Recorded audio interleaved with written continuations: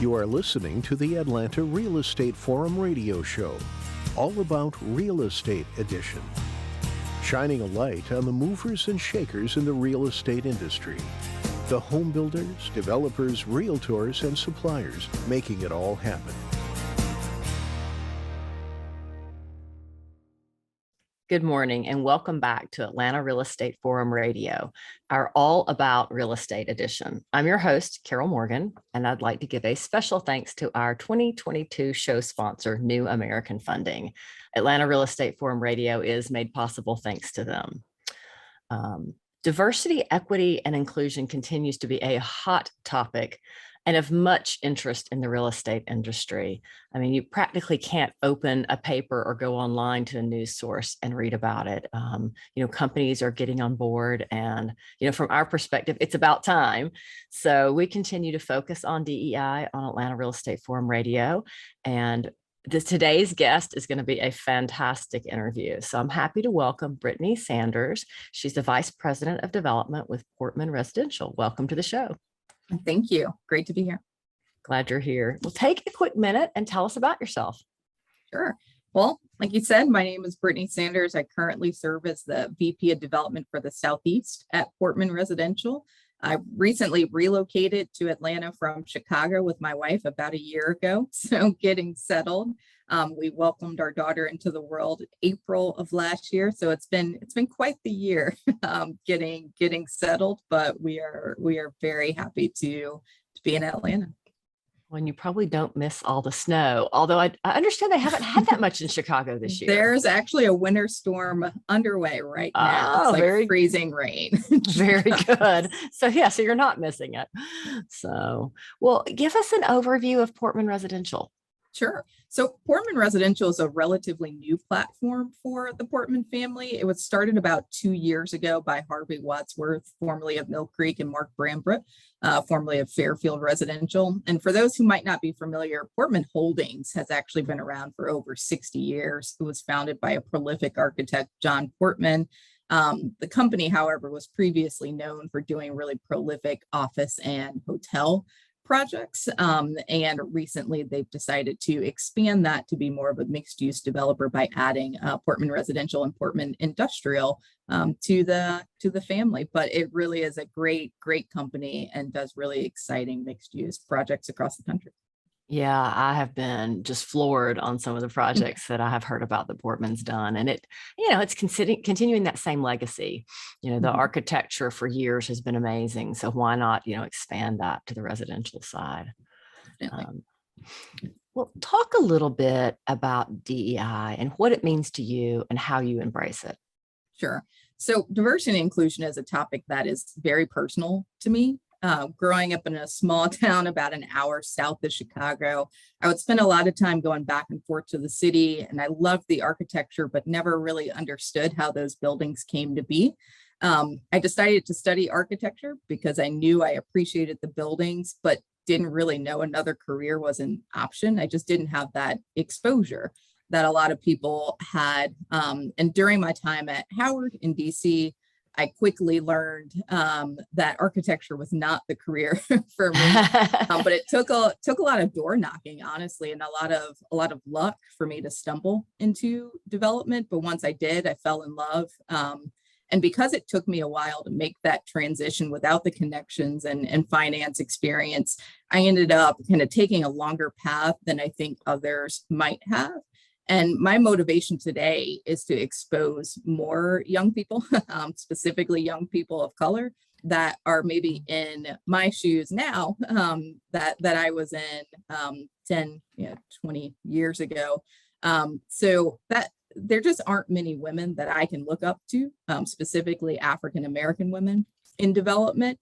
So I just hope to make that road a bit easier. So that's what makes me work the way that I do.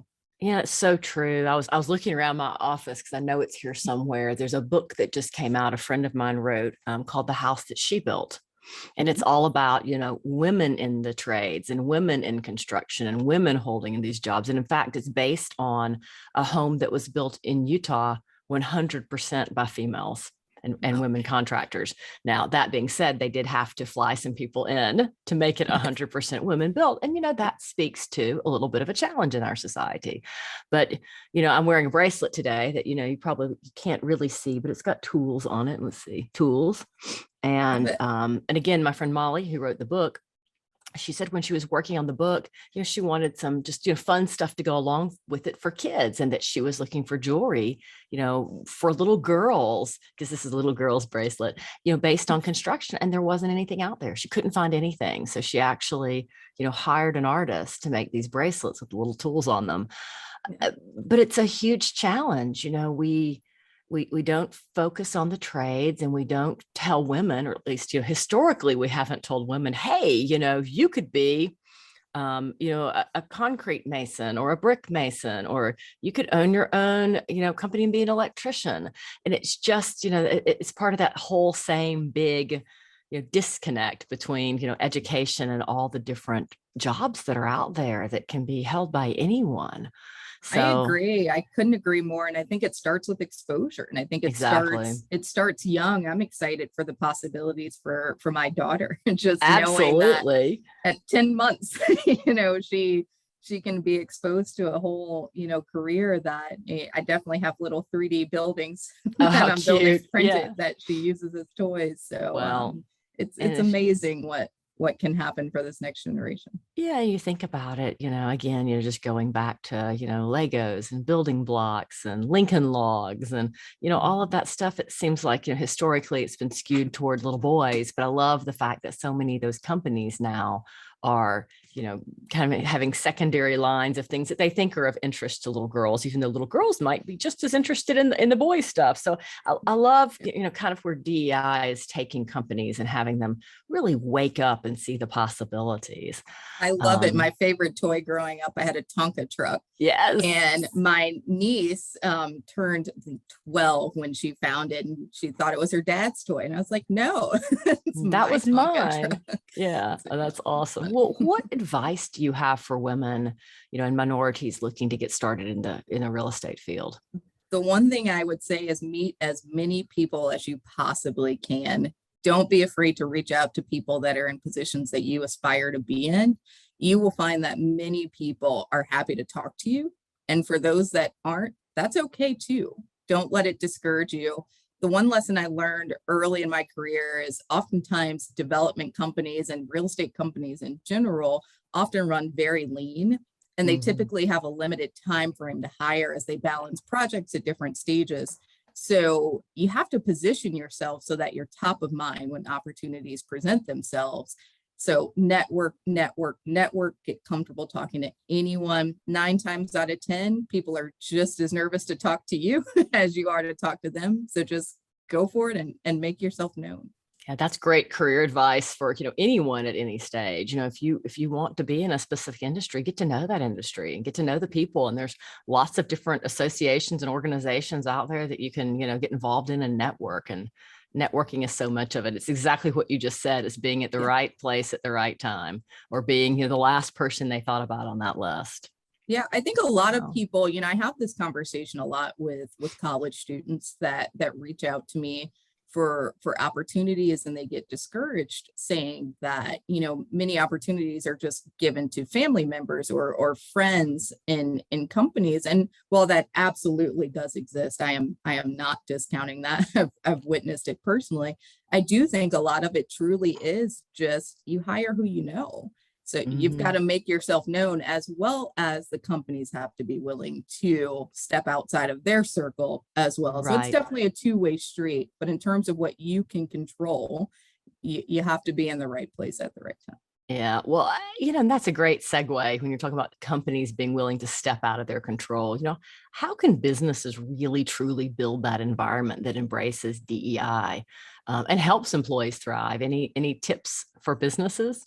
Yeah, I think, what I mentioned earlier, I think meeting potential candidates is halfway to a great start. As much as it's important for candidates to put themselves out there and reach out to potential employers, companies have to be willing to do the same. Recruit at HBCUs. That's actually how I got my start in the industry. JLL was doing one of their first, if not their first, recruiting tour at HBCUs, and I didn't know what JLL was when I was at Howard. But they came, they talked to me, and I fell in love, Yeah. and got my start there, and it was great ever since. It was a great foundation to my career. So just be willing to give candidates a chance that may not come through personal referrals, as they may not have access to the same mentors and sponsors that may be willing to make those industry connections for them. And then I'd say, once an employee is hired, work to set an equal playing field. I don't think it's necessarily about giving one candidate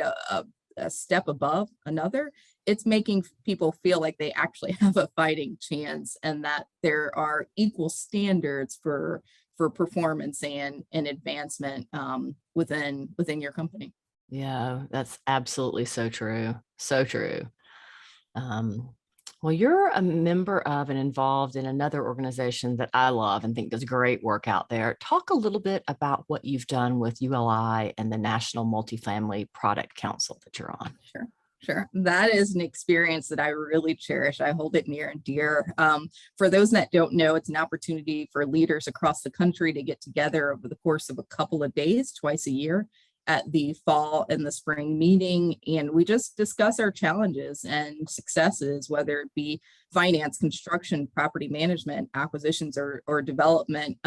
I love the opportunity to hear everyone's opinions, and I always walk away feeling rewarded by the relationships, speaking of that mentorship and sponsorship.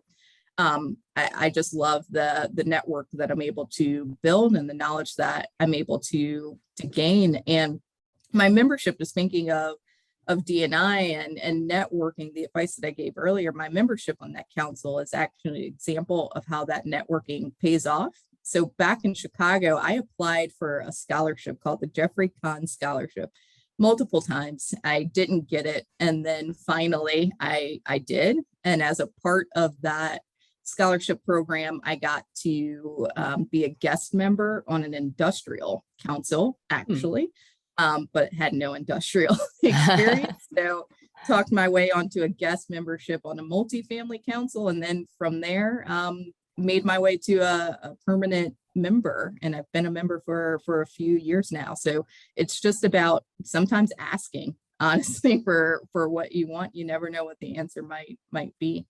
Yeah, you're absolutely right on that. And then, I think you hit on something else. It's kind of perseverance. Don't give up. What did they say? 7 no's makes a yes. So, if you've applied for something and gotten turned down, apply again. Sometimes it's just that, somebody else got turned down 2 or 3 times. They're trying to make space for them. I know there's several things, I've done over the course of my career that I didn't get the first time I applied for it. I had to go and apply again and, await my turn, so to speak. So I think a lot of times people get frustrated, though. They just think, oh, well, they just don't want me, and they take it very personally and they don't persevere. Couldn't agree more. And I think, to give, some vulnerable experience, I struggled with that. I think that's one thing that I think people have to realize. This road to Portman has not been an easy one. It's been full of no's. I had to work full-time while going to school full-time and traveling every week, just to, and working part-time to finally get my chance in development. And it took a lot of no's, like 50 no's from developers and job applications to finally get my shot. So I think what people have to decide is that this career or this opportunity, whatever it may be, is what they actually want. And you don't stop until you get it. Right.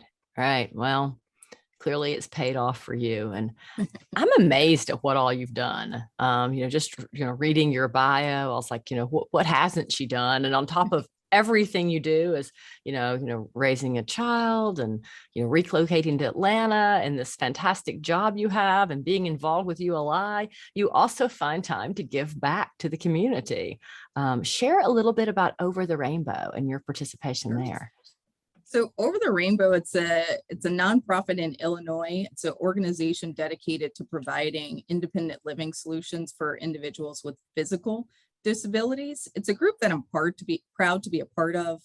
All of the apartments that the group develops have been designed specifically for low income individuals with physical disabilities. And coming from Chicago specifically, that's really important because all of the buildings that for the most part are accessible are the newer buildings that are being built that, right or wrong, are expensive. Construction Right. prices are high, land is high. So they're just not affordable, and they're not necessarily friendly all the time to people with vouchers or subsidized housing plans. And then the housing that is affordable is usually older, and it's in Chicago, 2 flats, 3 flats, so walk-ups. So it's not accessible. So there's this missing middle that doesn't get talked a lot about. I think people talk about it from an affordability standpoint, but when you layer in physical disabilities, it's a challenge to find housing, and specifically in a location that's close to a job corps. So that's what this group specifically focuses on. I've been a member of the board for about a year now.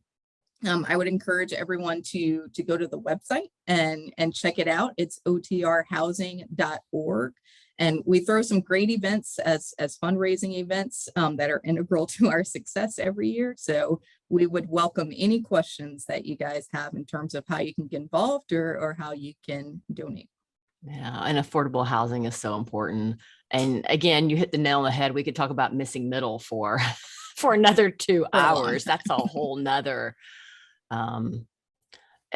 interesting challenge that many cities have, just that whole, and a lot of it boils down to zoning and, discriminatory zoning that we all know exists. I guess all you got to do is read the color of law, and that's the case. And of course, I just remain amazed, because really, if you go back in time and you go down to it, a lot of the issues we have with zoning now, they go back to the 50s and 60s, and it's zoning that our government put in place, right?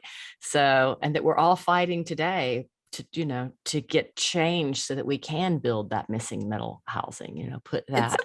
It's a very complex discussion. It really is the one that I am passionate about. It's part of why I chose housing. A lot of people ask me why I chose residential as a career, because it has so much impact on how we function in our lives. Your quality of housing has so much impact on how you feel about yourself and how you carry yourself, which then impacts the opportunities that you're exposed to. It's something that I am very passionate about.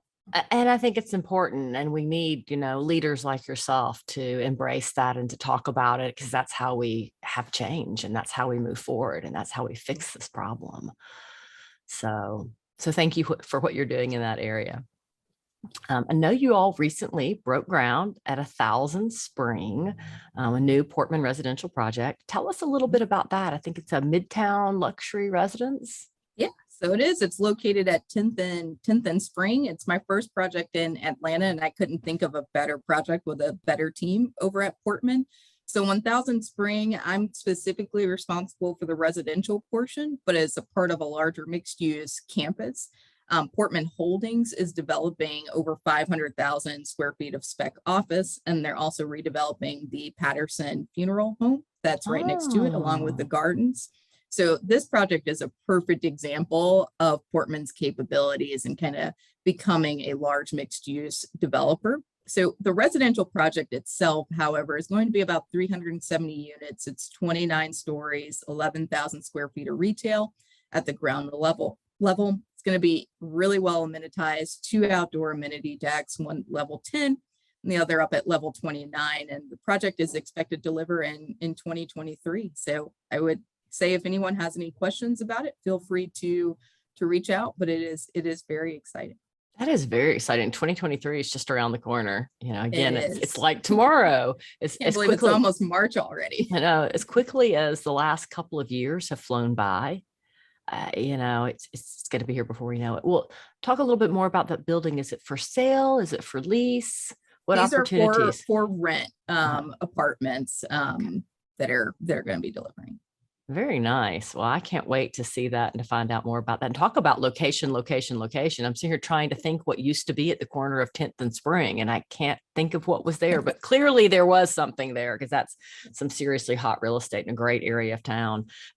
and I know this is outside of what you're responsible for, but talk a little bit about the redevelopment of the funeral home and what's going there. What are they doing? Yeah, so I think that's still a bit of a work in progress. I'd probably let the Portman Holdings team speak to that a little more, but I can say we are treating this as a true campus. So we're blending out the retail. We have, I believe, over 50,000 square feet of retail between the three uses that we're looking to make a destination in Midtown. So I think you'll start to hear some stuff about that here pretty soon.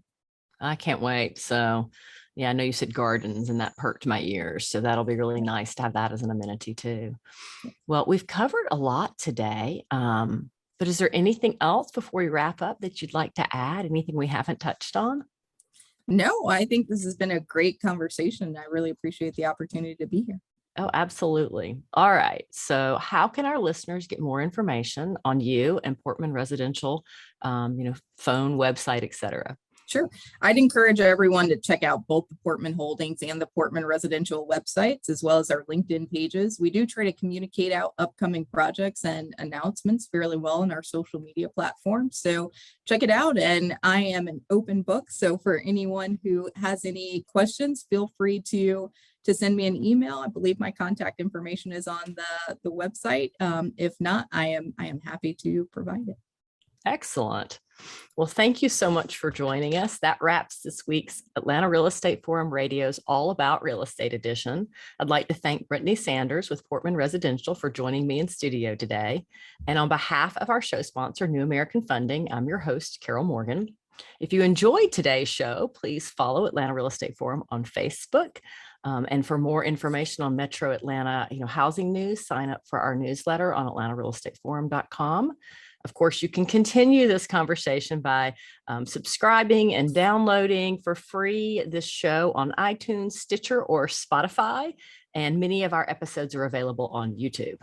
So if you are interested or want more information, you can contact me at Carol@Denim Marketing, and I'm happy to give you more information on how you can participate on the show. So thank you for listening today, and I look forward to seeing you again on our next episode. Atlanta Real Estate Forum Radio is made possible by Denim Marketing, the publisher of Atlanta Real Estate Forum, Atlanta's favorite source for real estate and home building news. Denim Marketing is a comfortable fit, like your favorite pair of jeans. Denim Marketing tailors marketing strategies to meet your specific needs and niche. Try them on for size. They will work to create a perfect fit for your company's marketing program. Call them at 770-383-3360 or send an email to info@denimmarketing.com. For more information on Atlanta Real Estate Forum Radio or to inquire about being a guest, contact info@atlantarealestateforum.com. Check out the radio show by visiting atlantarealestateforum.com or by listening to the show on your favorite podcast app. And if you enjoyed today's broadcast, we'd sure appreciate a rating and review on iTunes. Thank you again for listening, and we'll see you next time on Atlanta Real Estate Forum Radio.